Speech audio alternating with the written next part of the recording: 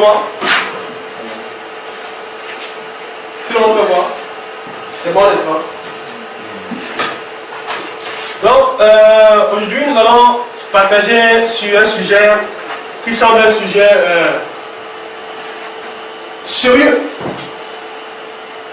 Et c'est un sujet que personne ne peut éviter cela quand il décide d'aller parler de Jésus aux musulmans. Quand vous décidez de partager l'évangile avec les musulmans, vous ne pouvez pas vous priver de cette question. La question où les musulmans vont finir, coûte que coûte, même si vous parlez, peu importe le sujet duquel vous parlez, ils vont finir par chuter sur ce sujet. Est-ce que tu ne sais pas que votre propre Bible parle que le dernier messager c'est Mohammed et que votre propre prophète Jésus-Christ a dit qu'il y a un prophète qui doit venir, vous devez le suivre? Qui a déjà entendu ça, les musulmans lui disent cela? Amen. Donc, le sujet de ce soir, nous allons essayer de donner certains arguments, nous allons essayer d'examiner cet argument, cette objection que les musulmans disent, qu'en fait, Mohammed est écrit dans la Bible. Alors, le grand thème, c'est Mohammed est-il annoncé dans les prophéties bibliques? Donc, nous allons, la première partie que nous allons voir aujourd'hui, demain nous allons continuer. La première partie, nous allons voir est-ce que Mohammed est-il inscrit dans les prophéties du Nouveau Testament? Est-ce que Mohammed est-il inscrit dans les prophéties du Nouveau Testament? Qui croit qu'il y a Mohammed dans la Bible? Ok. Il n'y a personne qui croit qu'il y a Mohammed dans la Bible. Ok. Voici là où le problème commence. Pourquoi? Qu'est-ce qui a poussé les musulmans à croire qu'il se pourrait que Mohammed soit inscrit dans la Bible? Alors, nous souffrons d'espace. Dieu va nous aider, nous allons faire le hangar dehors. Amen. Nous allons faire le hangar là, il y a les motos là. Si Dieu nous aide, ça va. Voilà là où le problème commence. Les musulmans se sont engagés à croire que, ou encore, la pensée est venue dans leur tête de croire que Mohammed, qu'il se pourrait que Mohammed soit inscrit dans la Bible au niveau du Coran. Le problème commence avec le Coran. Les musulmans ne sont pas levés un matin comme ça et sont mis à dire que non, vous les chrétiens, est-ce que vous savez que Mohammed est dans la Bible? Non. Ils ne se sont pas levés comme ça un bon matin. Le problème a commencé avec la révélation que le prophète a reçu. Il a dit Mohammed, dans la Sourate 61, le verset 6. Quelqu'un peut lire s'il voit ça? Vous pouvez lire ça? Quelqu'un peut lire? Quelqu'un qui voit au tableau peut le voir, il peut lire. Lisez s'il vous plaît, la Sourate 61, le verset 6. Et quand Jésus, fils de Marie, dit oui. Ô enfants d'Israël, oui. Je suis vraiment le messager d'Allah, oui. envoyé à vous, à vous confirmer de ce qui, dans la Torah, est antérieur à moi, et annonciateur d'un messager à venir après moi, dont le nom sera Ahmad. Oui. Puis, quand celui-ci vint à eux, avec des preuves évidentes, il dit là, une magie manifeste. J'ai l'impression que parce que c'est le Coran, ça fait genre, et tu lis, ça se voit pas très bien. Ah bon, hein? Ça se voit. Pourtant, j'ai l'impression que ça se voit. C'est presque la même chose quand on va évangéliser, vous voyez, les chrétiens.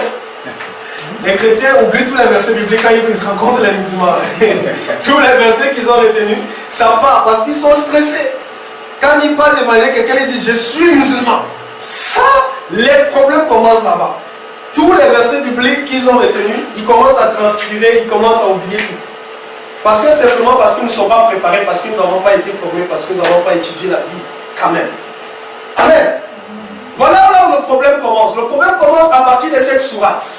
Cette sourate dit que Jésus a dit aux enfants d'Israël que moi je suis venu vous annoncer un prophète qui est écrit, dont en fait ses débuts est inscrit depuis la Torah. Et le nom de ce prophète c'est Ahmad. Donc, Jésus a annoncé, d'après le Coran, Jésus a annoncé que Mohammed doit venir. Alors, il y a une sourate également qui confirme cela. La sourate 7, le verset 157. Ce sont les deux sourates principales dans le Coran qui annoncent, qui informent aux musulmans qu'en réalité, même les chrétiens là, ils sont hypocrites, en fait. Ils ne veulent pas vous dire la vérité. Parce que posez-leur la question. Même Jésus, même Moïse a prophétisé que Mohammed doit venir. Voilà le problème où ça commence. Alors, sourate 7, verset 157, quelqu'un peut lire? Ceux qui suivent le messager, le prophète, Oui. illettré, Oui. qu'ils trouvent écrit entre parenthèses mentionné chez eux dans la Torah et l'Évangile. Ok, on peut s'arrêter là. Dans le Coran dit que Mohammed est annoncé dans la Torah, c'est-à-dire les livres de Moïse, si vous voulez dans l'Ancien Testament, et dans l'Évangile. Voilà là le problème commence. Or, nous tous, nous savons que, en fait, les musulmans, eux, ils n'ont jamais cru à la Bible. Ils ne croient pas que la Bible est la parole de Dieu. Ils croient que la Bible a été falsifiée. En fait, l'islam, les musulmans, bien que cela n'est pas vrai, c'est pas ce que le Coran dit. Mais les musulmans ne croient pas à la Bible. Les musulmans croient que, en fait, les chrétiens ont falsifié la Bible. Mais malgré ça, ils cherchent quand même à dire que, même dans cette falsification-là, il y a quand même, Allah, il est tout puissant, il a quand même gardé les indices de Mohammed. Et tout chrétien doit connaître cela. Et tout chrétien qui meurt chrétien, part en enfer. Ça, c'est ce que l'islam a commencé. Voilà où le problème a commencé à quitter. Voilà pourquoi tous les érudits musulmans, depuis les années de Mohammed, quand Mohammed est mort, quand ils ont reçu, le Coran, à ce niveau, quand ils ont lu ces deux sourates principales, alors c'est là qu'ils ont commencé à investiguer la Bible. Ils ont commencé à faire des recherches pour voir de tous les moyens, peu importe les moyens qu'ils vont utiliser, pourvu que cela semble, pourvu que Mohammed est inscrit dans la Bible. Voilà où le problème commence. Alors, nous allons lire pratiquement cette sourate, ce verset dans la Bible. Quelqu'un peut nous lire cela? Et moi je prierai le Père. Oui. Il vous donnera notre consolateur. Oui. Il demeure éternellement avec vous. Amen. Voici l'une des sourates, la sourate, l'un des versets les versets principaux que les musulmans utilisent pour pouvoir dire aux chrétiens que, attention, Jésus a annoncé que Mohammed doit venir. Vous les chrétiens, vous êtes des falsificateurs, vous mentez. Mais Dieu est grand, Allah est grand, que vous, il vous a montré qu'il est le plus grand séducteur, il est le plus grand machinateur. Il s'est battu à garder l'indice que Mohammed va venir. Jean chapitre 14, verset 16. Jésus lui-même a dit, je vais vous envoyer un autre consolateur. Alors, je vais un peu poser la question s'il y a quelqu'un. Si un musulman te dit ça, comment est-ce que tu vas essayer de l'expliquer ou encore de réfuter cela? Que non, là il ne s'agit pas de Mohammed, parce qu'il te dit que là, Jésus a dit qu'un autre consolateur va venir, donc un autre consolateur différent de lui en réalité. Donc, il n'y a pas d'autre personne qui puisse remplir ces indices ou encore ces caractéristiques à part Mohammed. Alors, si devant un musulman, il vous dit qu'en fait, voici Jean 14, verset 16 dit qu'en fait, Jésus a dit que je vais vous envoyer un autre consolateur. Un autre consolateur, c'est-à-dire quelqu'un qui est comme moi quand même, un être humain.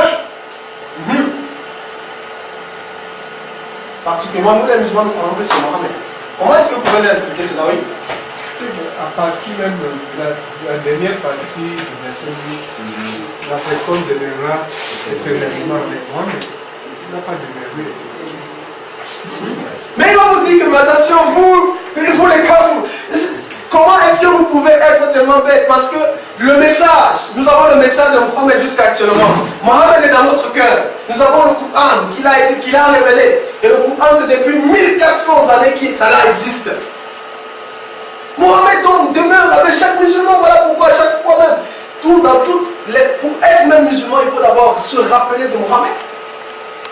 Il faut d'abord se rappeler de Mohammed. Il faut citer la Shahada à l'époque de Mohammed. Voilà. Mais de quelle manière? Quand on dit pénétrer, on dit être auprès du prophète physiquement alors. Parce que ça, la même manière de parler de sa présence, on ne trouve pas toutes les mêmes, parce qu'il est mort. Et son tombeau est là. On le connaît. Quelqu'un d'autre? Oui, Michel, Archange. Bon, tout ce que moi je veux dire à cette personne, c'est que est-ce que l'homme est d'abord éternel? C'est ça le problème. Donc, Jésus parle du consolateur éternel qui vivra éternellement. Or, l'homme, on le sait bien, quand il meurt, il va dans l'au-delà. Donc, il ne vit pas éternellement sur la terre, en fait, dans l'atmosphère terrestre. Et moi, je pourrais lui dire également que Si vous pouvez utiliser notre verset pour convaincre, je vous écoute. Rappelez-vous que c'est une conférence, il n'y a pas de. C'est pas l'écran quoi. C'est-à-dire, c'est pas de stress. C'est interactif. Oui? Oui, on peut essayer encore. Si tu peux lire, tu peux accepter qu'on continue à lire le verset, le verset 16, là, si on continue au verset 17. Oui. C'est dit que l'esprit de vérité que le monde ne connaît point. Oui. Et ne le connaît. L'esprit de vérité que le monde ne peut recevoir. Oui. Parce qu'il ne le connaît point. Oui. Et ne le connaît point. Voilà. Mais vous le connaîtrez. Et qu'il demeurera avec vous, ainsi de suite. S'il peut accepter qu'on relise de quelques versets encore, on peut continuer à lire cela. Et aussi, on peut lui dire que bon. En ce que nous sachions, c'est que quand on parle de ce consolateur-là, c'est l'Esprit de Dieu. Bon, on essaie donc de parler de ce côté-là, que ce n'est pas une personne physique, c'est une personne spirituelle. Comment vous avez prouvé cela? Tu comment? Bon, tu lui montres aussi d'autres versets. D'autres versets. Par exemple? Bon, par exemple,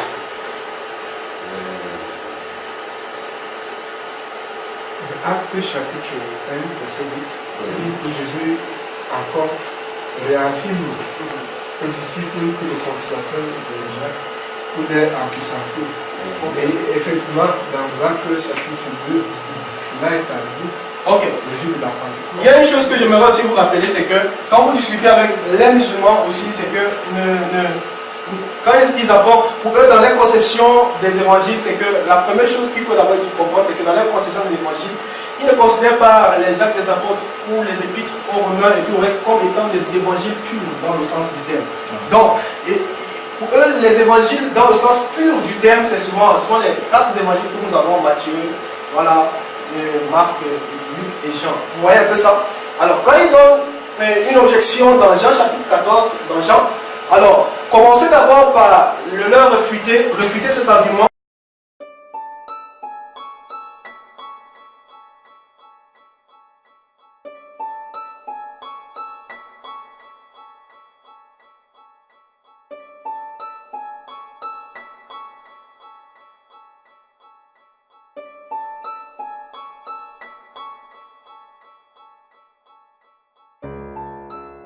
Le vrai début, c'était Périclitos. Et Périclitos en réalité veut dire celui qui est loué, ou encore Muhammad, ou encore Ahmad. Vous comprenez un peu ça? Il dit, vous les chrétiens, vous avez enlevé Ahmad pour remplacer avec Parakletos, qui est le paraclet de conseiller. Comment répondre à ça? Mais je pense que même si nous avons des versions de chaque chapitre, il reste toujours des manuscrits. Yes, yes. Donc on peut se référer. Je peux même lancer le défi de nous trouver, n'est-ce pas, les originaux, les manuscrits, les originaux de la Bible, pour voir si c'était pareil pour tous. Amen. Est-ce qu'on va applaudir aussi pour cette réponse? Amen. Ok. On va évoluer, on va revenir à la réponse. Alors, le deuxième argument que les musulmans lancent, c'est ceci. Toutes ces prophéties font appel à un autre prophète à venir, après Jésus. Donc il est impossible que cela s'applique au Saint-Esprit, puisque ce dernier existait déjà pendant que Jésus était sur terre. Vous comprenez un peu ça? Quand bien même que Jésus a dit que consolateur, le Saint-Esprit, que je vous enverrai de la part du Père, les musulmans disent que non. Entre nous, soyons un peu logiques. Il est impossible que ce soit le Saint-Esprit, le consolateur.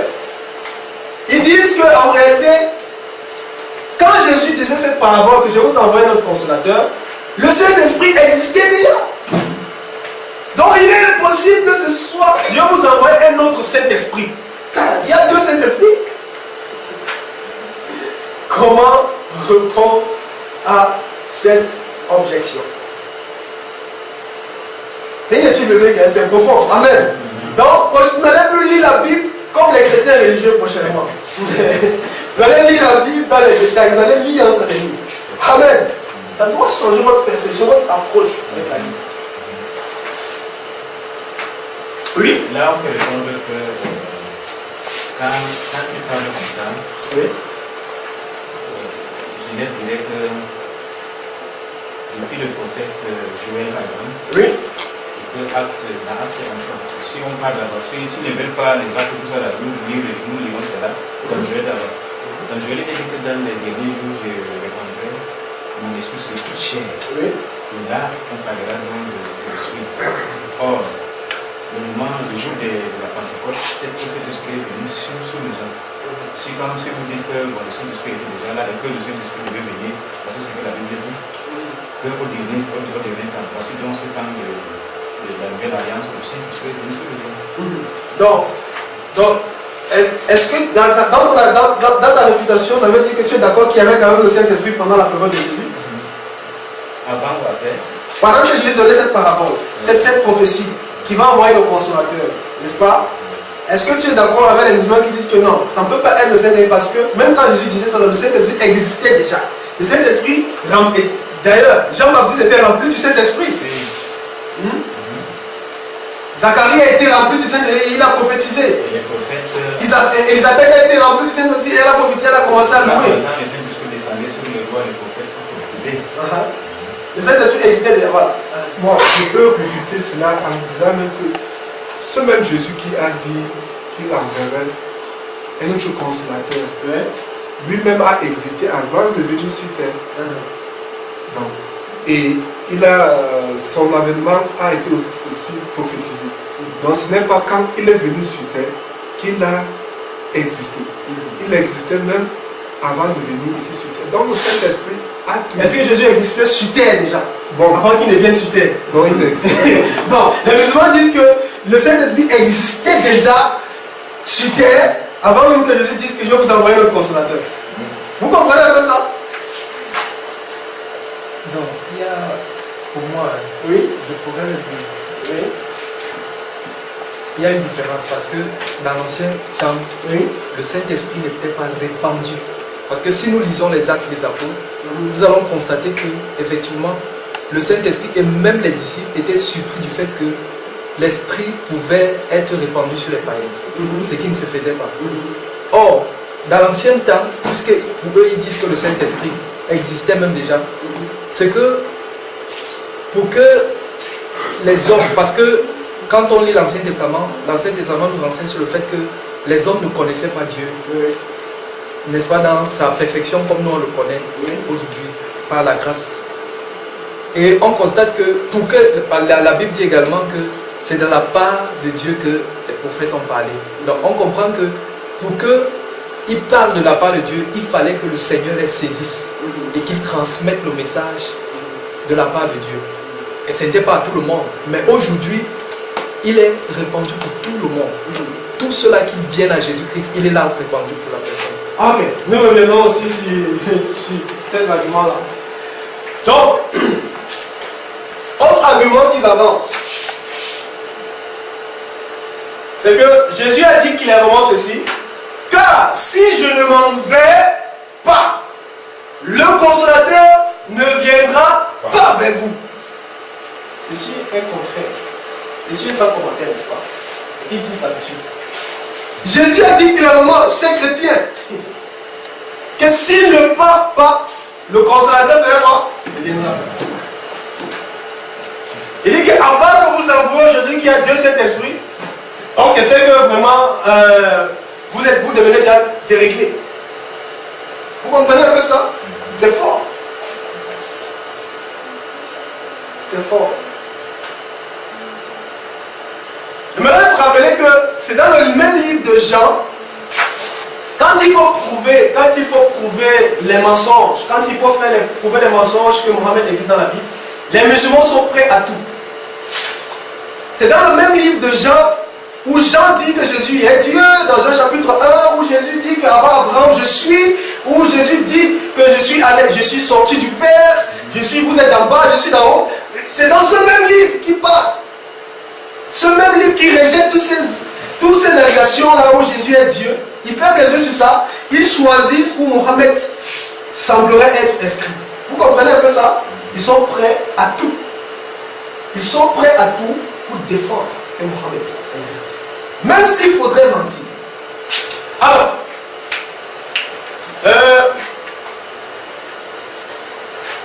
notre argument, reste dans notre argument. Ils disent que Jean le Baptiste était rempli du Saint-Esprit depuis le sein de sa mère. On venait de dire là, Mohammed, le Saint-Esprit existait. Jésus lui-même était rempli du Saint-Esprit. Avant la venue du Saint-Esprit, avant la venue de Jésus-Christ, voilà, le Saint-Esprit avait l'habitude d'utiliser les hommes, donc les personnes. Le Saint-Esprit était là déjà. C'était là. Comment il dit, je vais vous envoyer notre consolateur? Pourtant, le Saint-Esprit était là même avant. Il utilisait déjà les gens. C'est ça l'apologétique. L'apologétique, c'est répondre à ces questions. Amen. Rappelez-vous, il y a des chrétiens qui deviennent musulmans à cause de ça. À cause de ça. Il y a des chrétiens qui deviennent musulmans. Malheureusement, parce qu'ils ne comprennent pas, parce qu'ils n'ont pas été enseignés, parce qu'ils n'ont pas reçu réellement la révélation de ces paroles-là. Jésus utilise le pronom « il » pour désigner le consolateur. Donc il est impossible que le Saint-Esprit soit, le consolateur soit le Saint-Esprit. Ça doit être un homme. Comment Jésus peut dire quand il sera venu? Comment répondre également à cette objection? Bref, comment répondre à cette question? Jésus a dit que quand il sera venu, si c'était le Saint-Esprit, les musulmans disent, vous ne pouvez pas dire et. Quand il sera venu. Quand il sera venu. Donc c'est le pronom masculin. Donc cela montre qu'en réalité, Jésus avait dans son esprit, il voyait la venue d'un homme qui devait le remplacer. C'est fort, hein? Comment répondre à ça? Je ne crois que le verset qu'on a lu au début, Oui, qui dit? qui dit qu'il devait demeurer éternellement avec vous et souffrir. Non, l'objection c'est que le il est masculin. Donc le il c'est un pronom masculin. Pourquoi Jésus utilise le il, pronom masculin, pour désigner le Saint-Esprit, qui est pneuma en grec, ou encore le vent?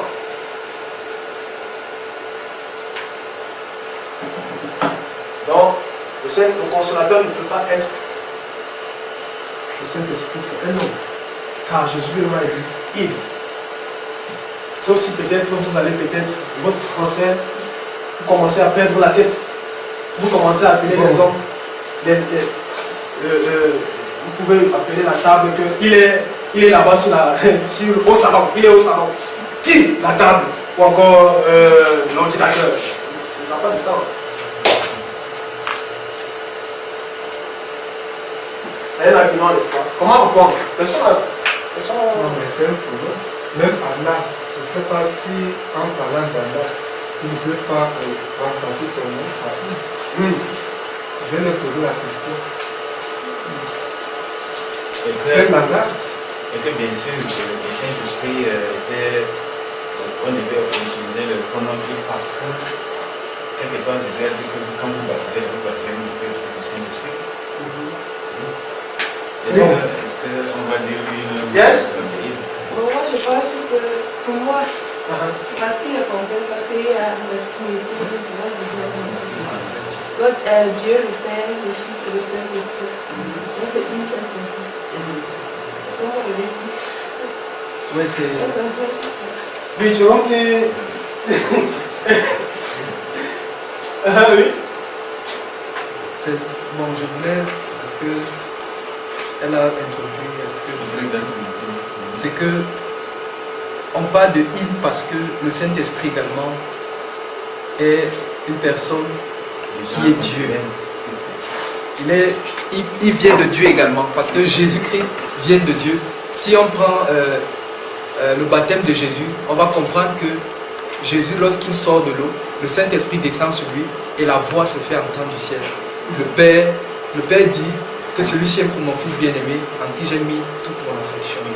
Donc, on comprend que l'association, en fait, cet événement-là montre que les trois personnes sont une personne en réalité. Donc, parce qu'on nous fait comprendre que... Comment parce que le Père a dit que celui-ci est mon Fils bien-aimé, et puis le Saint-Esprit est venu, cela montre que c'est trois personnes. Non, c'est pas une personne. Oui. Si tu envoies ton fils, un seul Dieu. Si ton fils est là-bas, tu envoies le voisin là-bas, et puis ça veut dire que toi, le voisin et ton fils, vous êtes une personne. Parce qu'il a envoyé comme ça une. Non, en fait, pour faire comprendre que les trois, en fait, font partie d'une même royauté. Oui. Et s'ils font partie d'une même royauté, ça veut dire qu'ils sont une personne, parce que il dit qu'il a mis son affection à celui qu'il a envoyé. Et l'affection, on le comprend comme un amour, je pourrais dire, comme une confiance totale. Oui, une confiance totale qui ne regrette de rien. Jésus a dit que quand il va venir, quand le consolateur il dit que il là, c'est un homme. Il là, c'est un homme. Il ne peut pas être le Saint-Esprit. Quand il sera venu, le consolateur, comment pouvez-vous dire, vous chrétiens, que le consolateur c'est le Saint-Esprit? Pourtant, Jésus a dit que quand il va venir. Autrement, on peut employer d'autres textes bibliques où la Bible parle du Saint-Esprit. Et on va sûrement trouver que dans d'autres textes, on a utilisé il pour désigner la personne du Saint-Esprit. Bon, et sont quand même applaudis pour lui quand même. Est-ce que quand même, on va expliquer ça. Amen. Ok. Bon, il y a des arguments, on va essayer un peu de corriger certaines choses. On a essayé de voir peut-être, c'est combien d'arguments que les musulmans ont avancés? Environ 7, 6, n'est-ce pas? On va corriger certaines choses que beaucoup de chrétiens mettent dans leur lecture. Comme je vous disais, ces formations vont vous amener quand même à voir votre étude biblique, ça va changer. La manière de lire la parole va être un peu plus minutieux. Alors, l'une des choses, c'est que, bon, il faut aussi noter, c'est que il y en a plus de 70 manuscrits ayant le livre de Jean, datant de la période avant Mohammed, avant l'islam. Et donc, ces manuscrits ont toujours le terme parakletos à la place du consolateur. On dit le consolateur. Ces manuscrits grecs, ils ont toujours la place du parakletos.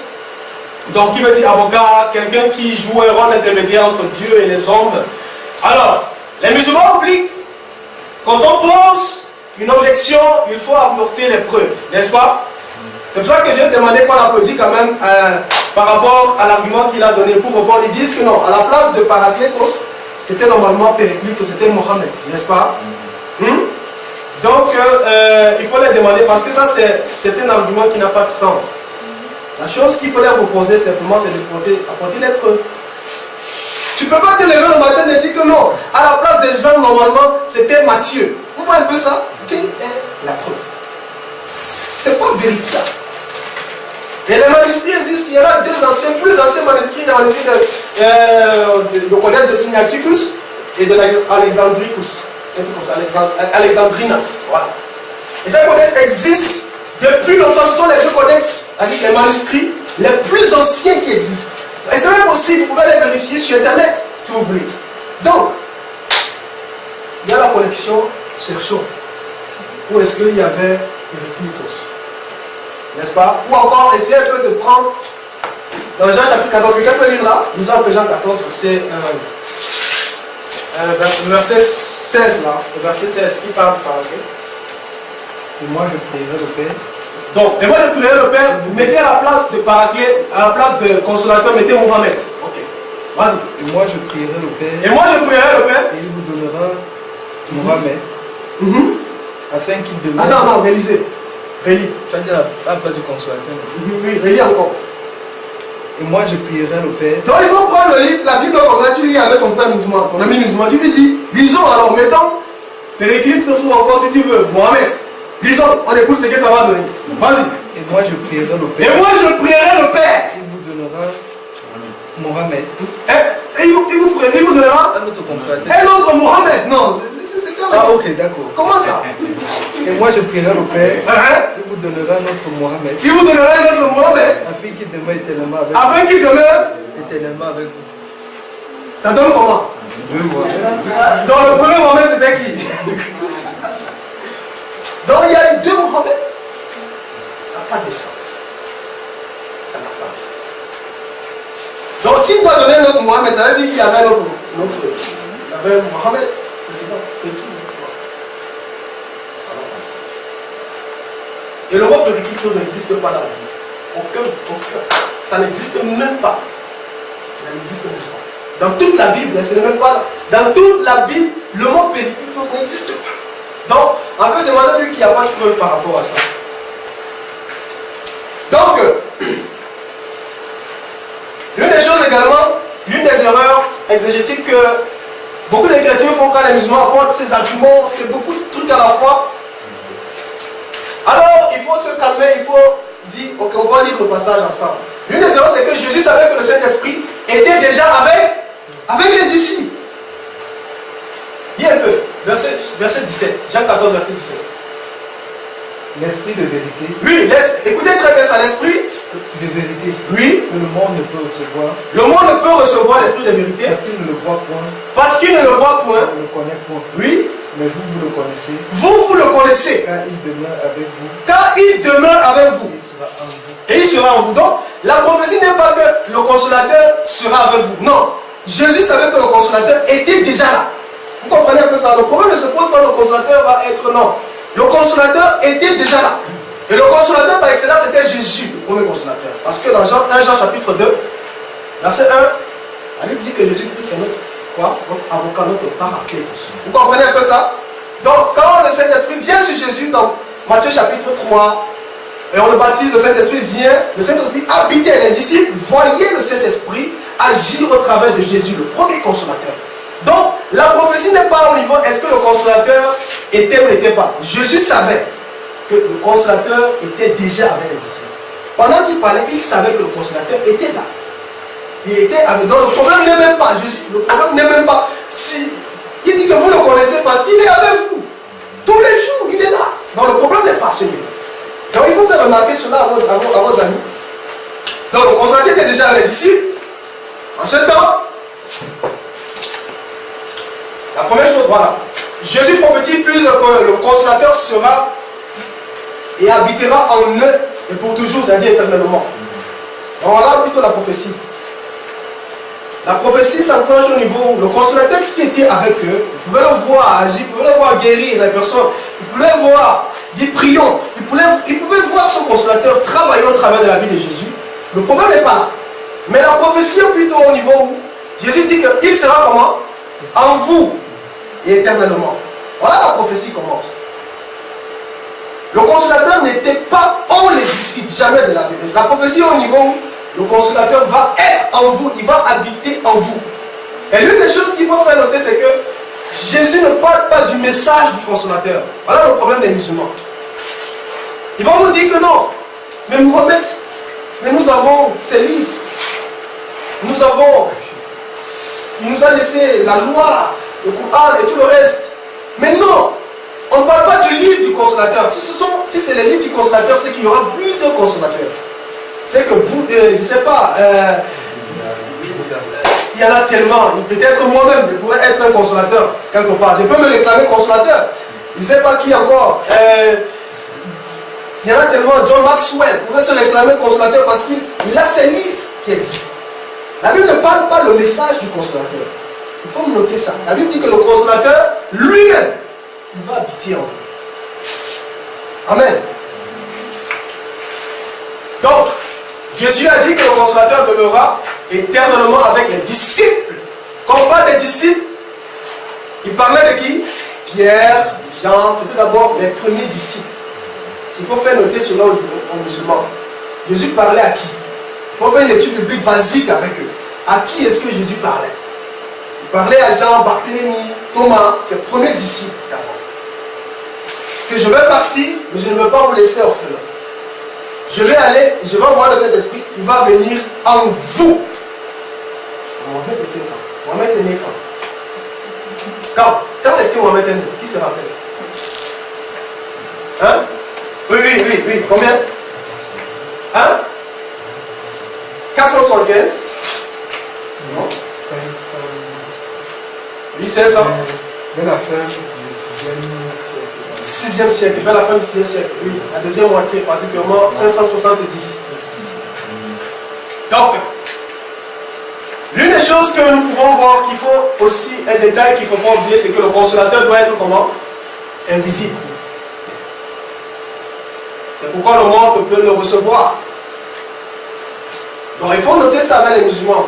Donc quand vous prenez la parole, vous avez vu les trois versets, les trois passages qui parlent du consolateur, vous les prenez, lisons ça doucement. Pour que toi tu découvres si c'est Mohamed. Donc toute personne qui veut se réclamer, parce qu'il y en a tellement, il y en a Capou Sévérin, il y en a William Branham, il y en a plusieurs qui se réclament consolateur, qui se réclament être le Saint-Esprit, le consolateur que Jésus a proclamé. Donc, tout consolateur qui n'a pas habité à l'intérieur des premiers disciples de Jésus, c'est un faux consolateur, d'abord. Parce que la Bible dit qu'il faudrait qu'il habite à l'intérieur des disciples. Donc, le consolateur était déjà avec les disciples de Jésus. En ce temps, Mohamed n'était pas encore né. Donc, puisqu'il est venu après au 6e siècle, quoi. Autre erreur. Tout à l'heure, on disait que la Bible il a utilisé le il, n'est-ce pas? Jésus a dit que quand il sera venu, le consolateur, donc ça ne peut pas être le Saint-Esprit, ça doit être un homme, il. Donc, il faut faire noter aux musulmans que la Bible a toujours utilisé le il pour désigner Dieu, par exemple. Est-ce que cela prouve que ça veut dire que Dieu est masculin, Dieu est un homme? Hein? La Bible a toujours utilisé il. Dans un verset où la Bible a utilisé il pour désigner Dieu. Donnez-moi un verset. Qui? Hey! Bon, ok, le verset le plus connu. Jean 3,16. Ah! Car, allons-y. Dieu a tant aimé le monde qu'il qui? Jérémie. Dieu. Deutéronome 10, verset 20 à 22. Ça parle également, on utilise Dieu avec le il. Et il faut lui montrer, c'est ça que la problématique, c'est qu'on utilise également là où il est pour l'ouvrir les yeux. Parce que souvent, il y avait un musulman qui avait écrit, il a dit que non, vous, si Jésus est Dieu, vous vous rappelez de cet article qu'il avait écrit là. Si Jésus est Dieu, comment se fait-il que Dieu prie? Jésus prie dans Matthieu chapitre 26. Il prie qui? Votre Dieu prie, vous les chrétiens. Alors, et tout, vous les caves. Alors, j'ouvre le Coran, je fais les recherches un peu sur le Coran. Est-ce que je trouve dans la sourate 33 comment le Coran dit que Allah et ses anges prient pour le prophète? Et j'envoie ça, il dit que votre Allah prie aussi.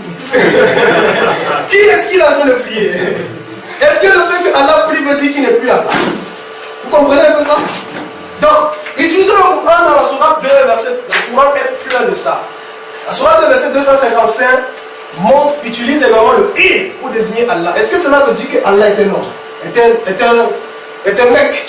Donc, Allah, point de divinité à part lui, pas à part ça, ou encore je sais pas. Hein? Pas de divinité à part lui. Lui c'est le masculin, pas à part elle non plus, à part lui. Le vivant, on n'a pas dit la vivante, ou encore, je ne sais pas comment on va utiliser ça. C'est lui qui subsiste par lui-même. C'est plein de choses d'abord.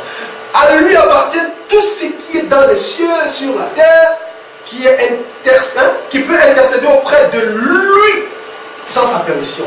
Il connaît leur passé et leur futur. Et de sa science, il n'embrasse que ce qu'il veut. Son trône, aussi, déborde des cieux et la terre, dont la garde ne lui coûte aucune peine. Et il est le très haut, le très grand. Amen. Donc, quand ils disent que c'est il, et puis c'est un mec qui disent que non, ça n'a pas de sens, mon frère. Ça n'a pas de sens. La Bible dit que Dieu est esprit, dans Jean 4, verset 24. Mais pourtant, la Bible dit également, utilise le il pour Dieu. Or, la Bible dit que le Saint-Esprit est Dieu. La Bible, l'Esprit de Dieu, l'Esprit Saint est souvent utilisé, on utilise dans 1 Corinthiens chapitre 2, par exemple. L'Esprit de Christ, l'Esprit de Dieu, l'Esprit Saint, l'Esprit de Christ. Donc c'est Dieu en réalité. Donc c'est une personne. Dans la grande personne de Dieu, c'est Dieu particulièrement. Le Saint-Esprit est Dieu également. Donc, lui montrer que même le Coran ne fait pas de cela un problème. Le Coran dit que Allah, en utilisant il, plusieurs fois, le pronom masculin, demandez aussi que ça veut dire qu'Allah est un mec. Amen. Autre détail qu'il faut noter, c'est que le monde, la Bible, Jésus dit que le monde ne peut recevoir le consolateur. Or, le Coran dit dans la sourate 34, verset combien? 28, que Allah, Mohammed, était un messager de quoi? De toute l'humanité. Or, la Bible dit que le consolateur n'est pas venu pour le monde entier. Le consolateur ne vient pas pour le monde entier. Le consolateur vient pour les disciples de Yehoshua, pour habiter en eux seulement. Ce n'est pas le qui veut, c'est le qui peut, qui prend la décision d'être d'abord disciple de Jésus. Donc, or, Coran dit Mohammed, et c'est pour tout le monde Mohammed. Autre erreur qu'il faut noter, c'est que le Coran le consolateur doit glorifier Jésus, n'est-ce pas? Le consolateur doit glorifier Jésus. Mohammed a-t-il réellement glorifié Jésus? Bon, je vais vous poser la question, parce qu'ils vont dire que non. Mais nous donnons de l'estime à Jésus. Nous les musulmans, nous donnons de l'estime à Jésus, car à chaque fois qu'on dit Jésus, on dit quoi? Sallallahu alayhi wa sallam. Que la paix et la bénédiction de Dieu soient sur lui. Et nous le faisons de tous les prophètes. Non, nous glorifions Jésus. Mohammed a glorifié Jésus. Comment répondre à cela? Appelé, n'est-ce pas, tout ce qu'il a enseigné. Parce que Jésus l'a dit, il me glorifiera, il vous enseignera tout, il vous rappellera ce que je vous ai enseigné. Donc déjà, glorifier la personne, c'est rappeler ce que la personne a dit. En fait, le louer en rappelant les enseignements de cette personne, en rappelant les bienfaits de la personne. Mais tout le monde peut être loué, le problème n'est pas louer, glorifier, louer. Mais attention, même le lamido, quand vous arrivez sur le lamido, vous le louez, même votre maman, vous le louez, même votre femme. Louer, c'est vraiment apprécier la personne, dire les bonnes choses que la personne a faites. Non, vraiment, ma femme, elle est très belle. Je suis en train de louer ma femme. Donc,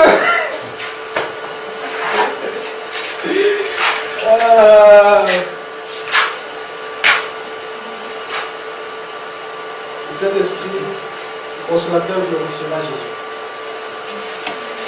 Il a dit dans le témoignage de Jésus qu'il est le Fils de Dieu. Chose que Mohamed a fait.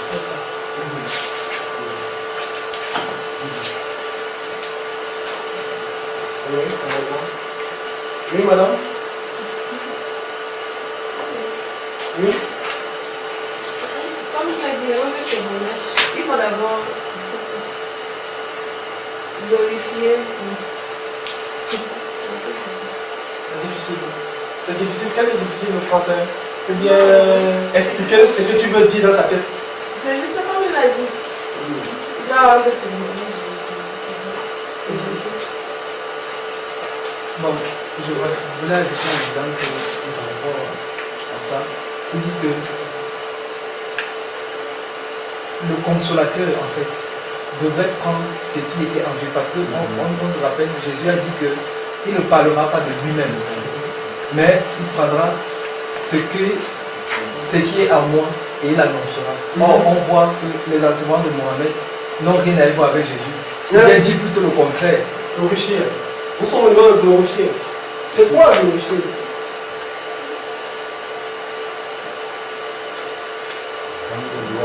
Rendre gloire. Honorer la personne.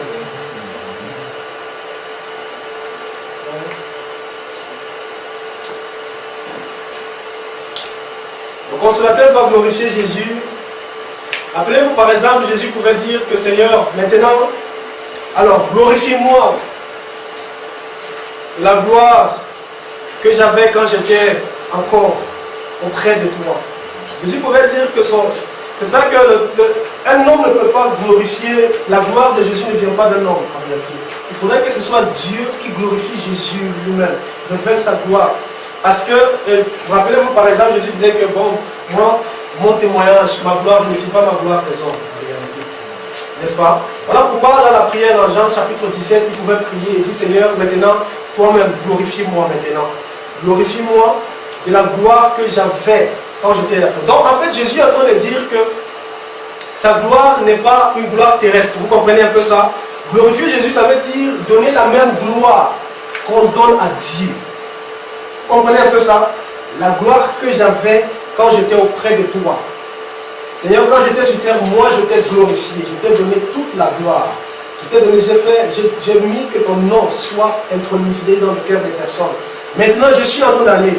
Maintenant, fais connaître la gloire aux hommes. Fais connaître la gloire que j'avais quand j'étais auprès de toi. Donc, la question qu'il faut poser, c'est que est-ce que Mohamed reconnaît, par exemple, que Jésus avait une gloire au Père là-bas, dans le ciel, à la gloire, à être glorieux dans le ciel? Est-ce que Mohamed reconnaît cela? Est-ce que Mohamed reconnaît que Jésus a une place de chef, a une place glorieuse auprès de Dieu, auprès du Père? Non, il ne reconnaît pas. Nous allons un peu continuer, nous allons revenir sur ce point-ci, vous allez voir un peu plus bas, que le consolateur doit rappeler tout ce que quoi Jésus a enseigné à ses disciples. Ce sont les détails qu'il ne faut pas échapper, il ne faut pas laisser échapper. Le consolateur, tout consolateur qui ne rappelle pas les choses que Jésus a enseignées, c'est un faux consolateur. Donc, si on essaie de comparer ce que Jésus, voilà, et ses disciples, ce que Jésus ou ce que Mohamed a enseigné, c'est complètement faux, n'est-ce pas? Mohamed dans la sourate 4 dit que non, ils ne l'ont pas crucifié, c'était que un faux semblant. Donc Jésus n'est pas mort. Or, Jésus lui-même prophétise sa mort.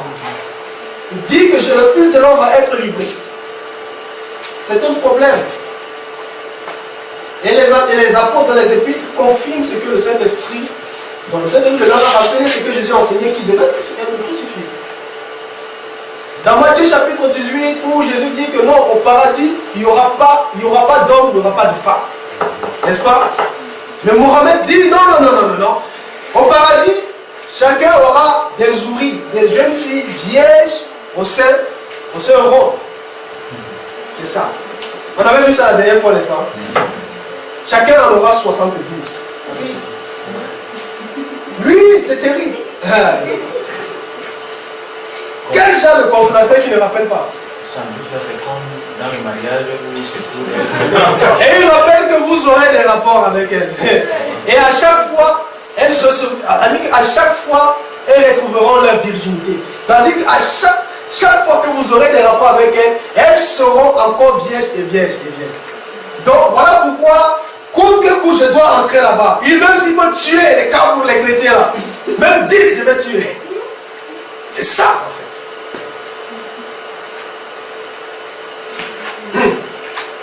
Dis c'est grave, n'est-ce pas? Donc le consolateur également doit convaincre le monde du péché parce qu'il ne croit pas en Jésus-Christ. Jean chapitre 8, chapitre 16, 8 à 9. Donc, le consolateur, Jésus dit que quand il va venir, son objectif, c'est de convaincre les hommes à croire en Jésus. De convaincre les hommes à croire en Jésus-Christ. Croire qu'il est le Fils de Dieu. Croire. ce qu'il a dit qu'il est. Crois. Bon. Ça ne vaut pas la peine de dire que est-ce que Mohamed a fait cela. Donc, le consolateur doit rendre témoignage de Jésus-Christ. Le consolateur ne rend pas témoignage de Moïse. Le consolateur ne rend pas témoignage de Jérémie ou de Adam. Il ne rend pas témoignage d'une autre personne. Il rend témoignage de qui seulement? De Jésus. Amen. Donc, ça ne sert à rien. Non, vraiment, quand on dit, même Mohamed nous a appris à dire que quand il faut parler de présence, il faut dire seulement que sallallahu alayhi wa sallam. C'est du n'importe quoi. Là, le focus du consolateur, c'est de parler de Jésus, rendre témoignage de Jésus. La Bible dit que le consolateur ne témoigne pas d'Élie ou de Moïse qui a fait des miracles. Non, non, non. Là, le focus du consolateur, c'est de rendre témoignage de Jésus. Seul Jésus. Révéler Jésus aux personnes. Amen. C'était ça, là, Mohamed est venu combattre Jésus. Amen. C'est un exemple de rappel, par exemple, dans Jean chapitre 12, verset 16, pour montrer comment, quand Jésus-Christ a été ressuscité, comment le consolateur a commencé, par exemple, un exemple de rappel, l'un des travaux que le consolateur peut faire. Quand vous allez, lisons un peu ça. Jean chapitre 12, par exemple.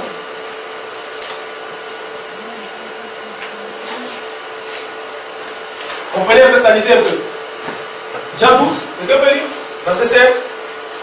Ses disciples ne comprirent pas d'abord ces choses. Ses disciples ne comprirent pas d'abord ces choses. Mais lorsque Jésus fut été glorifié. Mais lorsque Jésus fut été quoi? Glorifié vers le Père. Il se souvint qu'elle était écrite de lui. Il se souvint qu'elle était écrite de lui et qu'il les avait accomplis à son égard. Amen. Mais qu'est-ce qui leur a fait souvenir cela? Consolateur. Amen. Voilà pourquoi Jésus pouvait dire qu'il vous est avantageux que je m'en aille. Jusque-là, vous ne pouvez pas comprendre certaines choses que je vous dis. Ce n'est pas facile. Mais c'est quand Jésus fut glorifié, il fallait que Jésus s'en aille d'abord. Il se souvint. L'un des travaux du Coran, c'est de rappeler. Amen. Alors là,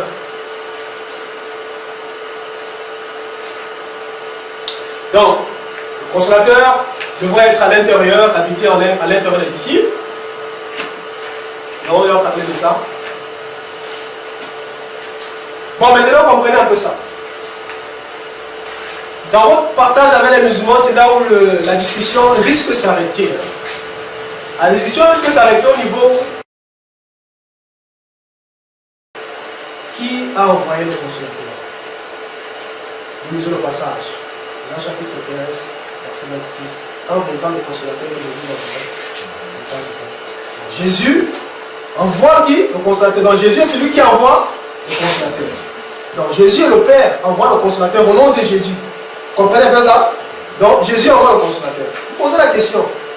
Qui a envoyé le consolateur? Ils vont dire c'est Allah, n'est-ce pas? Allah qui est Dieu, d'accord? Allah a envoyé Mohammed.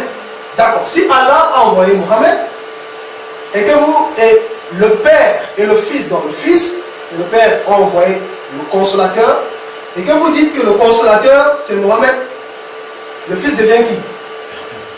Le Dieu de Mohammed. Le Dieu de Mohammed. Amen. Amen.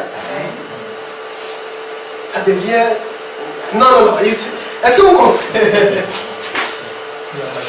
Amen. La discussion finit là. D'accord. Admettons que le consolateur, c'est Mohammed. Donc, si vous dites que le consolateur, c'est Mohammed, vous êtes en train de dire autrement que Jésus est le Dieu de Mohammed. Amen. Et crois en Jésus alors maintenant. Amen. Ah, c'est ça. L'équation est facile.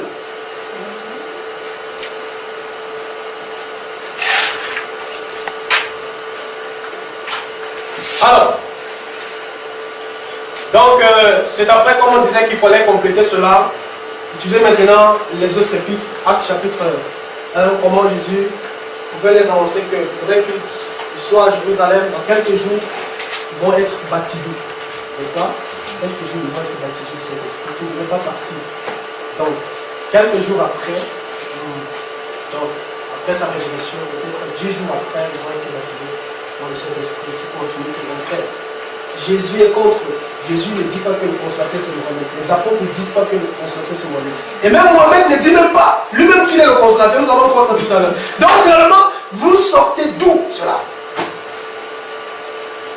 Amen. Donc, pourquoi Mohamed ne peut pas être le consolateur?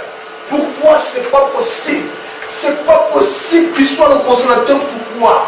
La première chose, c'est que Mohamed n'est pas venu vers les disciples de Jésus-Christ. C'est-à-dire Barthélemy, Jean et tout ça là. Les premiers disciples, Mohamed n'était pas là. Mohamed n'a pas habité en l'intérieur d'eux. Mohamed n'était pas avec eux. C'est-à-dire, vous voyez, c'est pas possible. La première chose. Deuxième chose, c'est que Jésus a clairement parlé que le consolateur, c'est qui?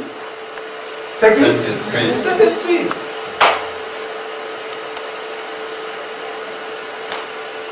Pourquoi encore le consolateur? Mohamed ne peut pas être le consolateur parce que Mohamed avait un démon qui était rattaché à lui. Oui, la Bible dit c'est le Saint-Esprit. Et vous nous parlez des démons. C'est bizarre cette histoire-là. Rappelez-vous quand on faisait la conférence de août, je vous ai parlé, quand on parlait des sources de l'islam, parmi les sources de l'islam, il y en avait l'un, il y avait le Coran, il y avait les hadiths. Et les hadiths qui révèlent, je vais dire comment, 90% de la vie islamique c'est dans les hadiths. Sans les hadiths, l'islam est muette. Vous comprenez un peu ça? Est-ce que vous comprenez ça? Sans les hadiths, l'islam est muette. C'est-à-dire que les musulmans ne sauront plus comment prier. Parce que ce n'est pas écrit dans le Coran qu'il faut prier 5 fois par jour. Les musulmans ne sauront même pas comment faire la shahada. La ilaha illallah Muhammadu Rasulullah, je confesse qu'il n'y a point de Dieu que Allah et Mohammed et son messager. Ce n'est pas écrit dans le Coran. C'est de l'école les hadiths. Vous comprenez un peu ça? Donc, ils ne vont pas savoir comment chier, comment pisser, parce qu'il y a une direction à tout ça. Mais vous pensez que c'est des blagues.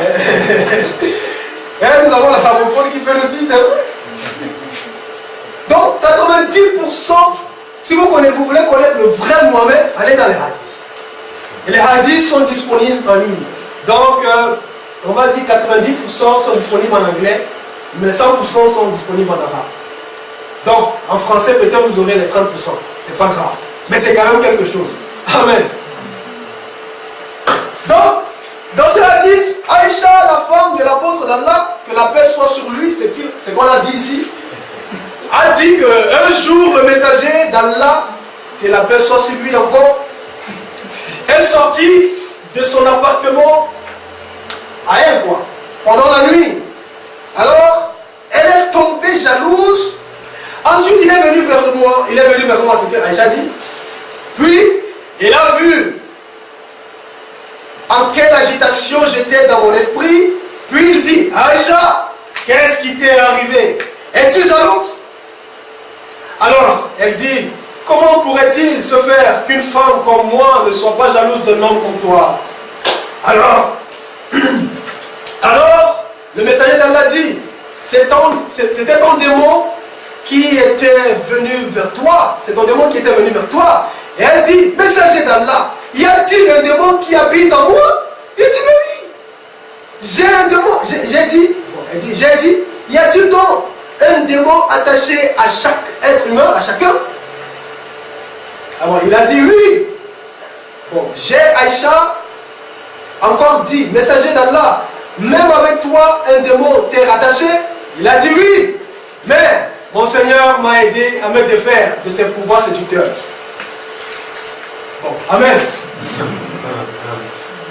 Hein? Allah a rattaché dans le prétendu consolateur des musulmans, Mohamed, un démon. Mohamed ne peut pas être le consolateur, il ne peut pas être l'esprit de vérité, l'esprit saint. Parce qu'il avait un démon qui était sous l'influence d'un démon. Encore dans les hadiths, Al-Bukhari, le volume 7, le numéro 658, on dit, Aïcha raconte encore que, rappelez-vous, 90% des pratiques islamiques se retrouvent dans les hadiths. Si vous voulez faire mal davantage, parce que même le Coran se bat déjà à donner les mots de tête aux musulmans. Mais si vous voulez encore davantage leur donner des mots de tête, allez dans les hadiths. Ils vont fuir. Amen. Oui, ils vont fuir, c'est fort, ils ne veulent pas, c'est bizarre. Que non, les hadiths ce sont les paroles d'hommes. D'accord, il n'y a pas de problème. Mais ça veut dire que tu rejettes les hadiths. Si tu rejettes les hadiths, tu es en train de rejeter le Coran. C'est ça. Parce que l'islam dit qu'un bon musulman doit imiter, doit être l'imitateur exact de Mohammed. Donc pour savoir comment Mohammed vivait, c'est dans les hadiths. Et il n'aime pas les hadiths parce que l'un de ces hadiths dit que Mohammed a été ensorcelé. Donc Aïcha raconte qu'un homme dénommé Labid bin al-Hassan de la tribu de Bani Zaraïk a fait la magie sur le messager d'Allah jusqu'à ce que ce dernier a commencé à s'imaginer qu'il a fait quelque chose qu'il pourtant il n'aurait pas du tout fait. Un jour ou une nuit, comme ça, il était avec nous, il a invoqué Allah pendant longtemps. Ensuite il a dit, oh Aïcha, sais-tu que Allah m'a informé par rapport au problème dont je l'ai évoqué? Deux hommes sont venus vers moi et l'un d'eux s'est assis près de ma tête et l'autre a répliqué, il est sous l'effet de la magie. Le premier a demandé, qui a pratiqué la magie contre lui? Et l'autre de répondre, c'est Labid bin al-Hassan. C'est fort. Votre consolateur a été ensorcelé. Comment il va partir consoler les autres quand lui-même il ne s'en sort pas? Donc, je crois que ces vidéos, les musulmans vont voir, peut-être ils auront le temps de réfuter cela. Mais c'est très difficile, ça fait mal à la tête, toutes ces choses-là. Donc, Mohammed n'a pas été envoyé par Jésus. Voilà pourquoi il ne peut pas être le consolateur, n'est-ce pas? Parce qu'il n'a pas été envoyé par Jésus. Si au moins les musulmans pouvaient accepter qu'il a été envoyé par Jésus et que par ricochet ils seront en train de dire que Jésus est le Dieu de Mohammed, alors là en fait le débat serait clos. Mais comme ils ne peuvent pas accepter que Jésus est le Dieu de Mohammed et que Jésus a envoyé Mohammed, bon, ça va. Nous savons que Jésus a envoyé le consolateur. Donc Mohammed n'a pas été envoyé par Jésus. Mohammed ne savait pas ce qui allait se passer dans le futur. Pourtant la Bible dit que le consolateur vous annoncera les choses à venir. N'est-ce pas? Toujours dans le Bukhari. Alors, Masrouk rapporte que j'ai dit à Aïcha, oh mère, est-ce que le prophète Mohammed voit son Seigneur? Donc demain nous allons voir, quand nous allons parler de l'Ancien Testament, on dit le prophète comme Moïse. Non, vraiment, nous allons voir que l'une des choses que Moïse parlait avec Dieu comment? Face à face. Et Mohammed, non. Donc voici un des disciples de Mohammed vient poser la question à la femme chérie de Mohammed. Est-ce que le messager voyait, a vu son Seigneur? Alors Aïcha répondit, ce que tu viens de dire afin que mes cheveux se tendent subitement. C'est-à-dire que, sache que si quelqu'un te dit l'une de ces trois choses, sache qu'il est un menteur. Quiconque te dit que Mohammed a vu son Seigneur, c'est un menteur. Un. N'est-ce pas? Deux. Alors Aïcha a récité le verset de la sourate 42, le verset 5 qui dit, les regards ne peuvent l'atteindre, cependant qu'il saisit tous les regards. Et il est le doux, le parfaitement connaisseur, la sourate 6, verset 103.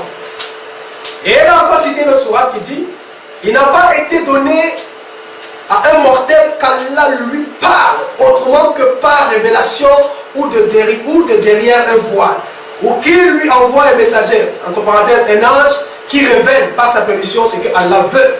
Il est sublime et sage, la sourate 42, verset 7. Donc, la suite du hadith dit, Aïcha ensuite dit, et quiconque te dit que le prophète connaît ce qui va se passer demain est un menteur. Puis, elle a récité cette sourate. La connaissance de l'heure est auprès d'Allah. Et c'est lui qui fait tomber la pluie salvatrice. Et il sait ce qu'il y a dans les matrices. Et personne ne sait. Oh là là. Personne ne sait. Pardon? Et personne ne sait ce qu'il accueillera demain. Et personne ne sait dans quelle terre il mourra. Certes, Allah est omniscient et parfaitement connaisseur. Elle ajouta, et quiconque dit qu'il a caché certaines ordonnances d'Allah est un menteur. Puis, elle récita, ô messager, transmets ce qui t'a été descendu de la part de ton Seigneur, Sourate 5, verset 62. Elle ajouta, le prophète a vu Gabriel dans sa vraie forme de feu. Donc, il n'a que vu Gabriel. Donc, il n'a pas vu Dieu lui-même. Donc, Mohamed ne peut pas être le consolateur parce qu'il ne connaît pas les choses qui vont se passer dans le futur. Alors, le consolateur doit nous annoncer les choses à venir. Amen. Mohamed n'est venu apporter le réconfort. Bon, il n'est pas venu apporter le réconfort ni aux juifs ni aux chrétiens. Dans la Sourate 5, verset 51, lui dit que vraiment, vous les croyants, il ne faut même pas toucher. Il ne faut même pas être en amitié avec les juifs et les chrétiens. Car ce sont les gadourous. N'est-ce pas? Vous connaissez les gadourous? Les gadourous, ce sont les porcs, les cochons. Ce sont les gadourous. Et ça.